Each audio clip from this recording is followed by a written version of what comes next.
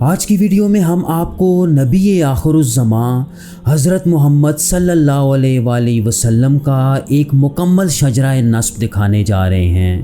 وہ نبی جنہیں اللہ نے قیامت تک آنے والے تمام انسانوں کے لیے ہدایت کا ذریعہ بنا کے بھیجا۔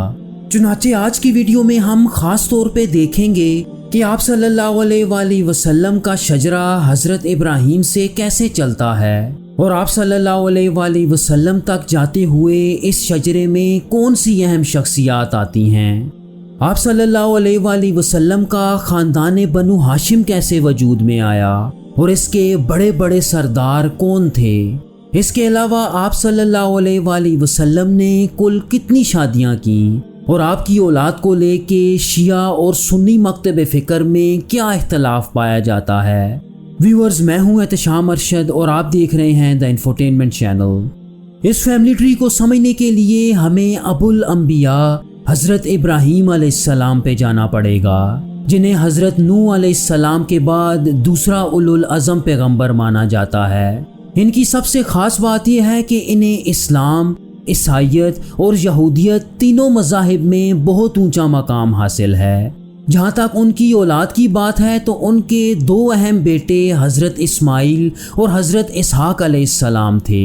ان کے یہ دونوں بیٹے دنیا کی دو بڑی قوموں کے جد امجد مانے جاتے ہیں۔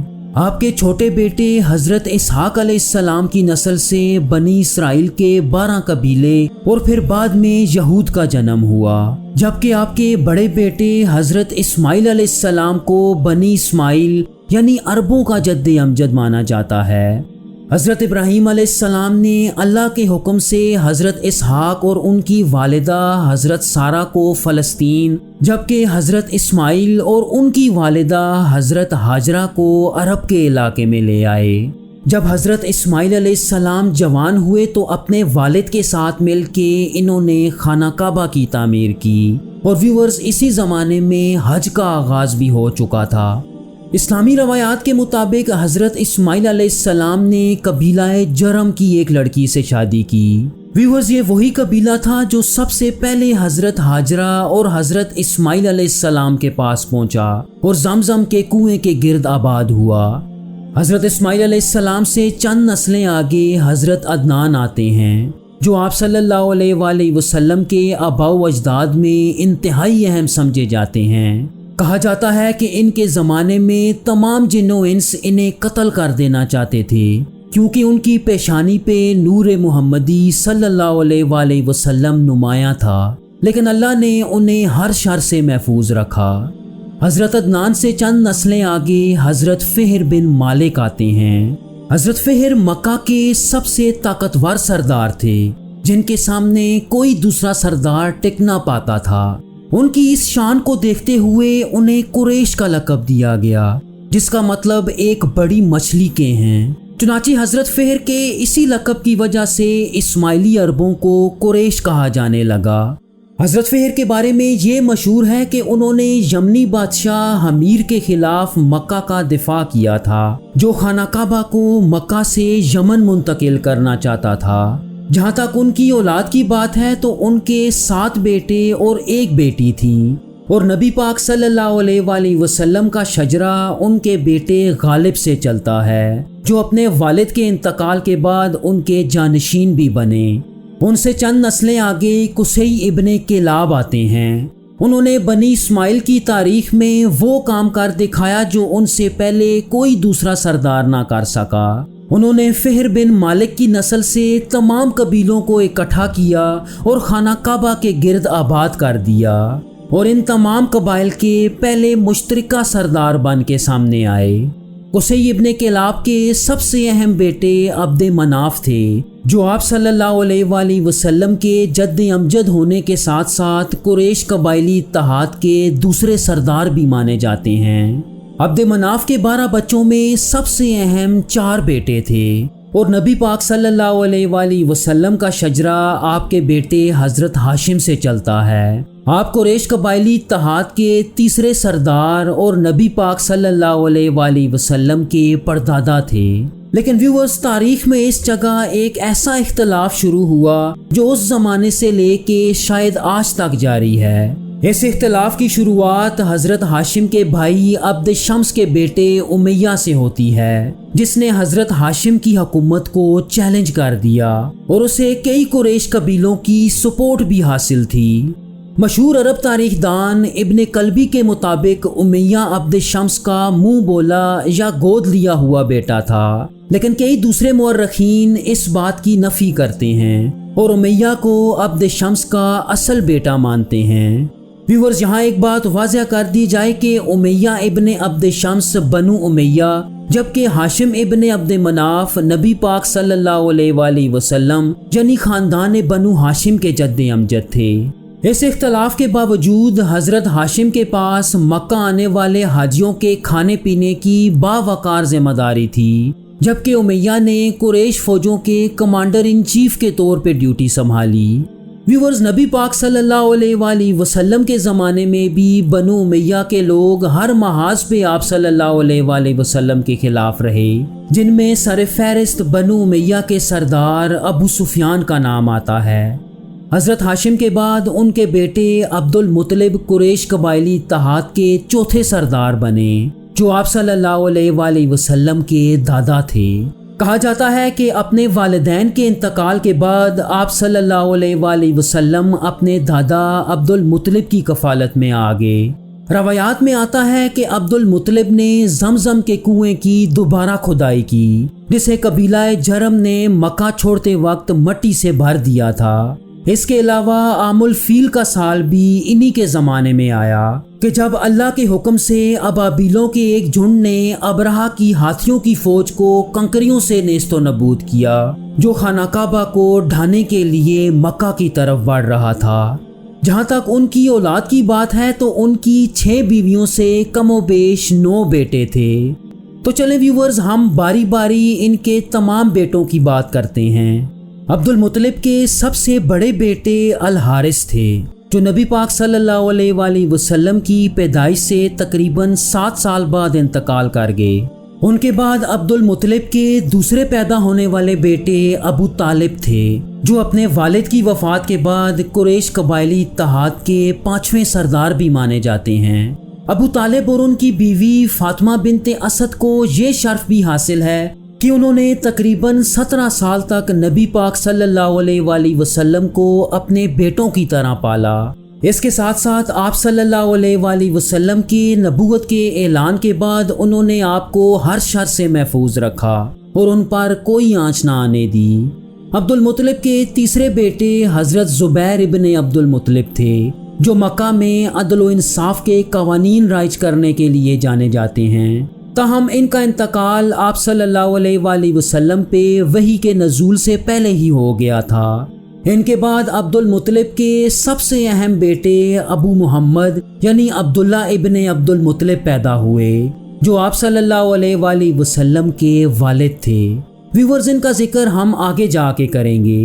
حضرت عبداللہ کے بعد عبد المطلب کا وہ بیٹا آتا ہے جس نے اپنے بھتیجے یعنی نبی پاک صلی اللہ علیہ وآلہ وسلم کی مخالفت میں کوئی کسر نہ چھوڑی۔ آپ صلی اللہ علیہ وآلہ وسلم کے اس چاچا کا نام ابو لہب تھا، جس کے نام سے اللہ نے قرآن میں سورۃ اللہب بھی نازل کی، جس میں ابو لہب اور اس کی بیوی کو جہنم میں جلنے کی وعید سنائی گئی۔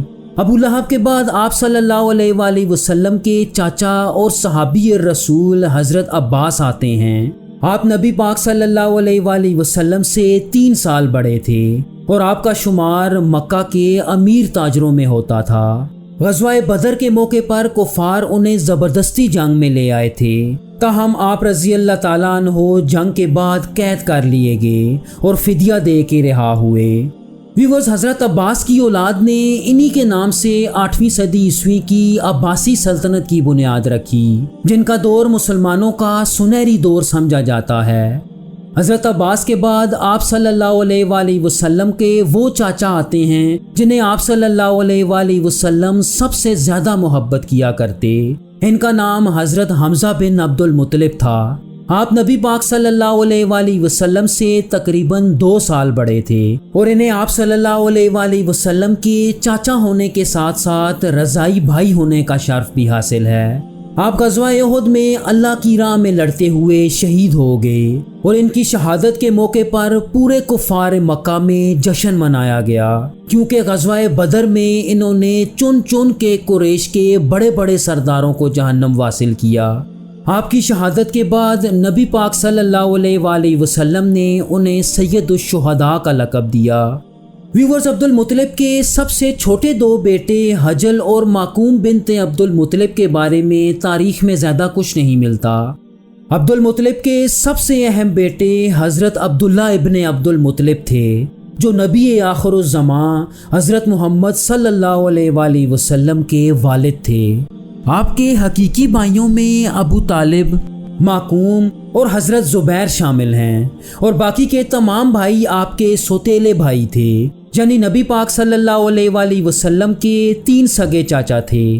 آپ کے والد نے آپ کی شادی بنو زہرہ قبیلے سے حضرت آمنہ بنت وہب سے کی، لیکن شادی کے چند ماہ بعد صرف 25 سال کی عمر میں حضرت عبداللہ کی وفات ہو گئی۔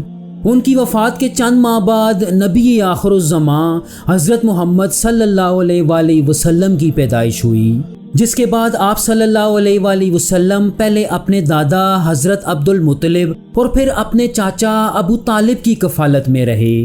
روایات میں آتا ہے کہ آپ صلی اللہ علیہ وآلہ وسلم کی کل 11 بیویاں تھیں۔ ویورز، آپ صلی اللہ علیہ وآلہ وسلم کی اولاد کو لے کے سنی اور شیعہ مورخین میں کافی اختلاف پایا جاتا ہے۔ سنیوں کے مطابق آپ صلی اللہ علیہ وآلہ وسلم کی صرف 2 بیویوں سے 4 بیٹیاں اور 3 بیٹے پیدا ہوئے۔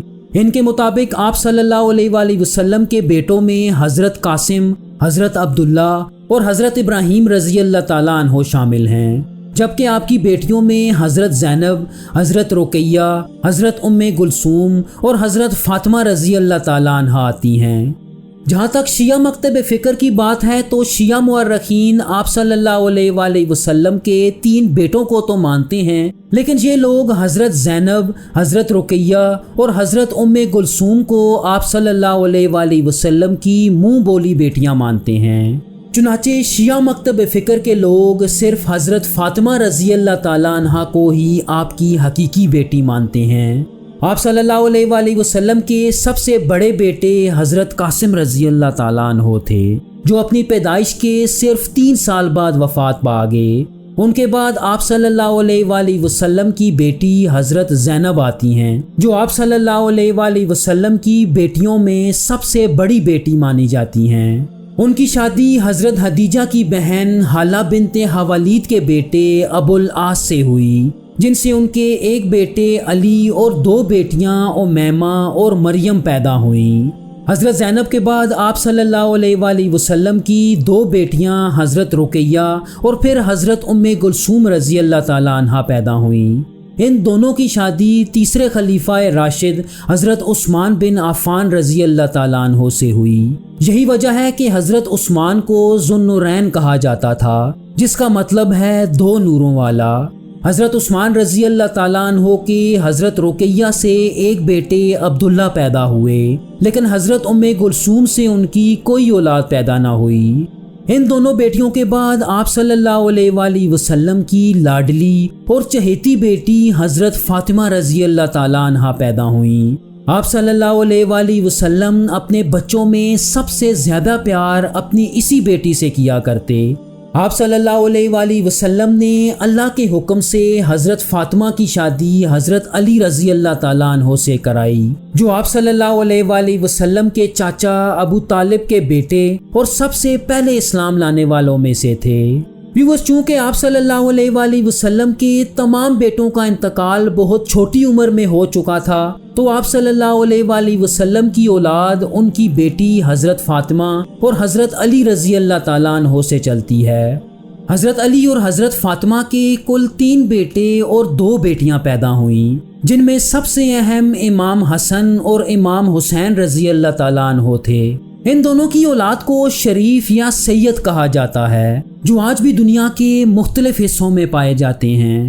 ویورز، اہل تشیعوں کے تمام مکاتب فکر کے امام حضرت حسین رضی اللہ تعالیٰ عنہ کی اولاد سے تعلق رکھتے ہیں۔ حضرت فاطمہ رضی اللہ تعالیٰ عنہ کے بعد آپ صلی اللہ علیہ وآلہ وسلم کے 2 اور بیٹے حضرت عبداللہ اور حضرت ابراہیم رضی اللہ تعالیٰ عنہ کا جنم بھی ہوا، لیکن یہ دونوں بھی اپنی پیدائش کے چند سال بعد انتقال کر گئے۔ ویورز، حضرت علی کی اولاد موجودہ دور میں کہاں بستی ہے؟ حضرت علی اور 12 اماموں کا شجرہ نسب دیکھنے کے لیے اسکرین پہ دی گئی 2 ویڈیوز ضرور دیکھیے گا۔ تھینک یو سو مچ۔ اللہ حافظ۔